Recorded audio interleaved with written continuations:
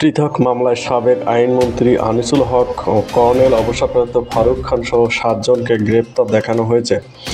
ঢাকার chief metropolitan magistrate CMM আদালতে আজ বুধবার সকালে এ আদেশ দেন। নতুন মামলায় গ্রেপ্তার দেখানো অপর আসামিরা হলেন সাবেক সংসদ সদস্য মোহাম্মদ শাহজাহান ওমর, তৃণমূল বিএনপির চেয়ারপারসন শামসুর বিন চৌধুরী, সাবেক সচিব মহিবুল হক, পুলিশের সাবেক মহাপরিদর্শক চৌধুরী আবদুল্লাহ আল মামুন ও ন্যাশনাল টেলিকমিউনিকেশন মনিটরিং সেন্টারের এনটিএমসি সাবেক মহাপরিচালক মেজর জেনারেল জিয়াউল আহসান। আদালতে শুনানির আগে আনিসুল হককে জিয়াউল আহসানের সঙ্গে কথা বলতে দেখা যায়। মহিবুল হক কথা বলেন শামসের মবিন চৌধুরীর সঙ্গে।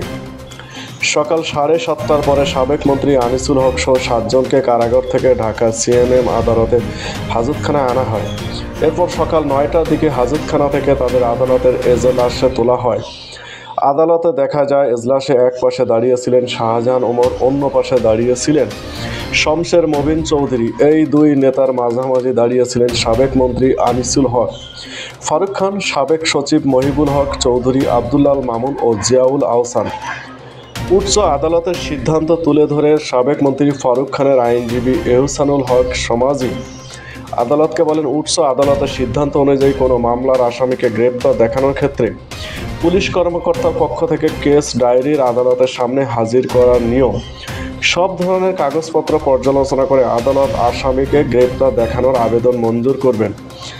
গ্রেপ্তার দেখানোর আদেশে তা লিপিবদ্ধ থাকতে হবে। তখন আদালতে বলেন, আসামিকে গ্রেপ্তার দেখানোর আদেশে সবকিছু উল্লেখ থাকবে। সাবেক আইনমন্ত্রী আনিসুল হককে যাত্রাবাড়ি ও কাফরুল থানার পৃথক দুটি মামলা,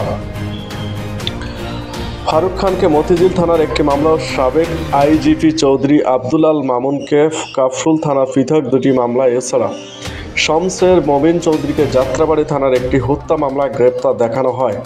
নিউ মার্কেট থানার একটি হত্যা মামলার সাবেক সচিব মহিবুল হককে গ্রেপ্তার দেখানো হয়েছে। এছাড়া কাফরুল থানার একটি হত্যা মামলার সাবেক সেনা কর্মকর্তা জিয়াউল আহসানকে গ্রেপ্তার দেখানো হয়েছে। ছাত্র জনতা অভ্যন্তরে গত 5ই আগস্টে শেখ হাসিনা সরকার পতনের পর সাবেক আইনমন্ত্রী সহ 7 জনকে গ্রেপ্তার হয়ে কারাগারে আছেন।